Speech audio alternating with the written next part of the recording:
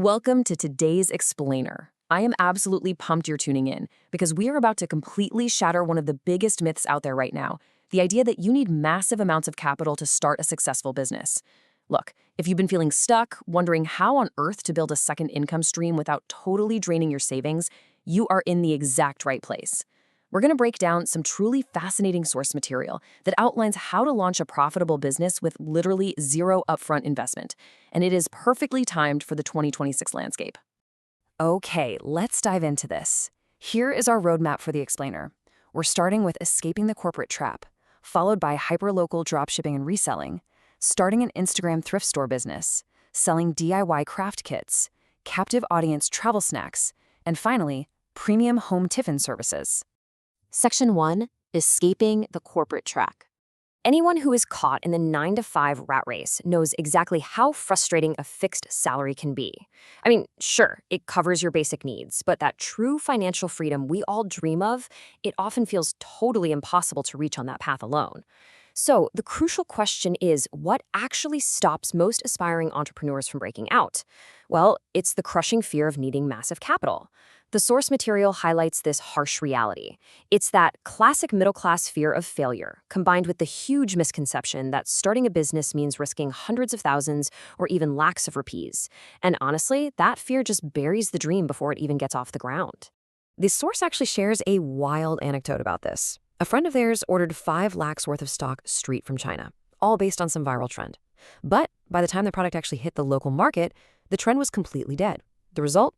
Zero sales, shattered dreams, and just trapped investment. That is the old way, importing massive inventory, hoarding it, and basically just praying for buyers. But as we look toward 2026, the new reality is entirely different. Smart digital execution and zero upfront capital completely beat traditional inventory holding. You don't need a massive warehouse anymore, you really just need a strategy. Moving on to number 2, hyperlocal dropshipping and reselling. This specific model is actively crushing traditional local businesses right now, especially in Tier 2 and Tier 3 cities. And here is the exact flow of how it works without spending a single dime on inventory. First, you hit up trusted reselling platforms like Meesho or Glowroad. You're hunting for impulse buy products. Think aesthetic phone covers, fancy oxidized jewelry, maybe some trending kitchen gadgets. Next, you just download the high-definition images and videos of these products and use them to create a professional digital catalog on the WhatsApp Business app. You share that catalog link on your WhatsApp status, drop it in local Facebook groups, and share it within your community networks. When someone messages you to buy, you just pop back into the app, enter their address, and, this is key, select the reseller option. The platform handles the logistics, the packaging, the delivery, and they make sure no original supplier bill or logo is in the box. The customer literally thinks this premium package came directly from your personal brand. Now, what's really interesting about this strategy is the exact pricing model at play. The source points out a brilliant little tactic. If a product costs you, say, 250 rupees on the platform, you don't sell it for 300. No, you price it at 399 or 349 rupees. Prices ending in 99 or 49 hit the customer's brain in a very specific way. It's a psychological trigger that makes the product appear instantly more affordable, which sparks that impulse buy. But how do you actually scale this beyond just your immediate friends and family? Well, to scale, the source emphasizes that you have to master digital skills, and they pitch a specific scale enabler for this, the Skillsia Digital Marketing course. They note it's an 80-hour, 12-module course taught entirely in Hindi, so it's super accessible. You learn literally everything from scratch. We're talking high-converting Google, Facebook, and Instagram ads, SEO, and even building professional websites using AI and over 30 different ChatGPT tools. They also mention that the course is usually 4,000 rupees, but they offer it for just 1196 rupees if you use their specific code SPL70. And according to the source, mastering these exact tools is what separates a tiny side hustle from a truly scalable business. Number 3, Instagram thrift store business. This idea hits the nail on the head for modern youth culture. Today's younger generation desperately wants to rock premium brands like Zara, H&M, and Nike, but let's be real, a regular mall price tag just isn't realistic for most of them. So they turn to the internet.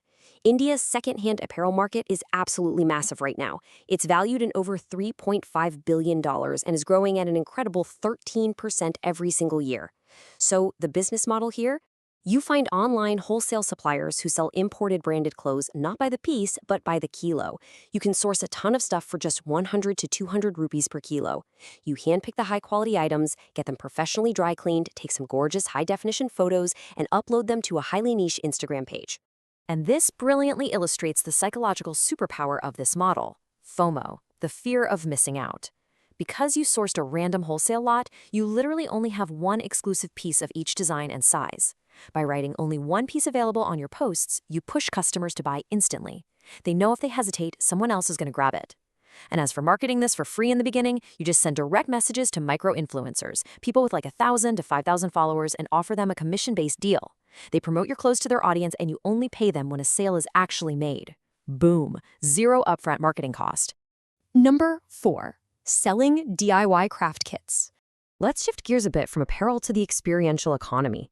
The source uses a really powerful mental model here. They ask, who actually made the most money during the Great Gold Rush? Well, it wasn't the people digging in the dirt, it was the people selling the shovels and the buckets. Instead of spending months creating a beautiful painting and waiting forever for someone to buy the final product, sell the tools. People watch art videos on their screens all day and get a huge dopamine hit. They want the experience of creating it themselves on a Sunday afternoon, but they're totally confused about what paper or what colors to actually buy. That confusion right there, that is your business opportunity. You create a do-it-yourself kit. Take, for example, a premium DIY mandala art kit. You pack a compass, some fine liner pens, printed tracing templates, a step-by-step guide, and a nice personal note into a really aesthetic box. The raw materials from a wholesale market might cost you barely 100 rupees, but beautifully packaged, you can easily sell that for 599 rupees. That opens a door to direct 5x margins. Plus, the people dyeing your kits automatically become a warm audience of potential students for a future paid online art community. It's a win-win. Number 5, captive audience, travel snacks. Now, if arts and crafts aren't really your thing, maybe the food sector is. To fully grasp this next model, we first need to define the captive audience trap. This psychological concept is exactly why giant brands can get away with selling their most overpriced, useless food at railway stations and bus stands. When consumers are traveling and literally have no other options, they are forced to buy whatever is in front of them, regardless of price. You can exploit this exact consumer frustration by preparing premium, dry, long-lasting snacks right from your home kitchen. We're talking things like spicy chivda or roasted makhana. The absolute brilliance here isn't even the snack itself, it's the distribution strategy. You completely bypass setting up street stalls or burning money on digital ads. Instead, you target customers who are already in a spending mindset by partnering up with local tour operators and travel agents. You just make a simple profit-sharing deal with them, they just display your freshly packed snacks right on their booking desks. Your daily logistics cost? Zero. There is no delivery headache. You literally just visit once a week, collect your profits, and drop off a fresh batch of stock. It is an incredibly smart, low-maintenance side hustle. Number 6, premium home tiffin services. This final framework tackles a massive daily pain point for students and working professionals living away from home. They are desperate for hygienic, home-style food rather than relying on cheap daily junk from apps. Now, people often think starting a food service requires a huge commercial kitchen. Actually, scratch that, it doesn't at all.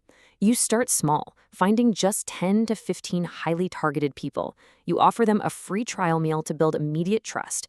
And your unique selling propositions, your USPs, are undeniable. It's 100% home-cooked, highly hygienic, and you promise not to repeat a single menu item for a full 7 days. I mean, that kind of variety crushes any discount code a major delivery app can throw at them. The operation itself is buttery smooth. You create a WhatsApp group, ask for pre-orders at 9 a.m. sharp, and then you only prep the exact amount of food needed. Zero waste. You hire a local delivery person, and you've just secured business with highly recurring revenue. Because once they love the food, they are locked in as permanent customers for months. So, what does this all mean for you? We arrive at our final thought. As the source material so boldly puts it, you now have the actionable ideas. You know that zero investment is required to execute any of them. So, what is your excuse now? As we look toward 2026, a lack of investment is no longer a valid reason to hold back. Honestly, only a lack of intent is. The blueprint is right here. It's time to take action and start planning your second income source today. Thank you so much for joining me for this explainer, and as always,